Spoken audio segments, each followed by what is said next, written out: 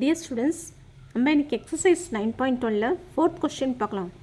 Draw a number line and represent the following rational number on it ன்னு கொடுத்துருக்காங்க. இப்போ நம்ம ஒரு நம்பர் லைன் வச்சுட்டு அது மேலே ஒரு ரேஷனல் நம்பர் கொடுத்துருக்க ரேஷனல் நம்பரை வந்து நம்ம மார்க் பண்ணணும். ரெப்ரசன்ட்னா அது மார்க் பண்ணணும்னு அர்த்தம். சரி, இப்போ சொல்யூஷன் பார்க்கலாம். 3/4 இந்த ஃபஸ்ட் நம்பர் 3/4ன்னு கொடுத்துருக்காங்க ரேஷனல் நம்பர். ஃபஸ்ட்டு அதுக்கு வந்து ஒரு நம்பர் லைன் நம்ம வரைஞ்சிடலாம். ஒரு ஸ்கேல் வச்சு ஒரு லைன் வரைஞ்சிடுங்க.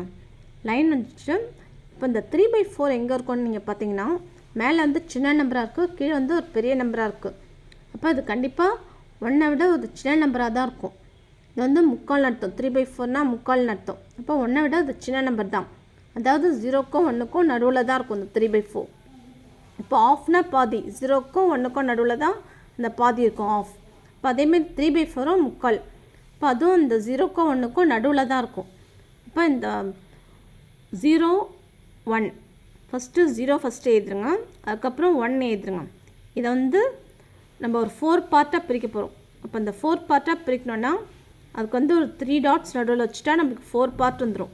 அது எப்படின்னா இங்கே 1 2 3 டாட்ஸ் வச்சுடுங்க.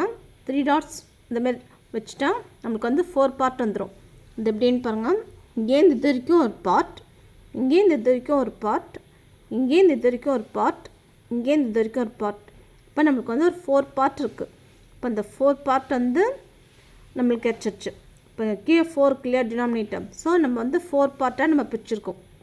இப்போது இந்த ஃபஸ்ட்டு டாட் இருக்கு இல்லையா, இதுதான் நம்மளுக்கு வந்து ஃப்ராக்ஷன் 1/4. இந்த செகண்ட் டாட் வந்து ஃப்ராக்ஷன் வந்து 2/4. இந்த தேர்ட் டாட்டோட ஃப்ராக்ஷன் தான் 3/4. ஸோ நம்மளுக்கு தேவையான டாட் எங்கே இருக்குது, தேவையான ரேஷனல் நம்பர் 3/4 வந்து இந்த டாட்டில் தான் இருக்குது, இந்த பாயிண்டில் தான் இருக்குது. ஸோ இந்த பாயிண்ட் மேலே நம்மளுக்கு ஒரு பெரிய பாயிண்ட் மாதிரி நம்ம வச்சிடணும். இந்த டாட் மேலே ஒரு பெரிய பாயிண்ட் மாதிரி வச்சிடணும். ஸோ நம்மளுக்கு தேவையான ரேஷனல் நம்பர் இந்த நம்பர் லைனில் இங்கே தான் இருக்குது 3/4. ஸோ இந்த பாயிண்ட் இங்கே வச்சுட்டோன்னே நம்மளுக்கு ஆன்சர் வந்துடும். ஸோ இந்தமாரி தான் நம்மளுக்கு ரேஷனல் நம்பர் நம்ம வரையணும். தேங்க்யூ.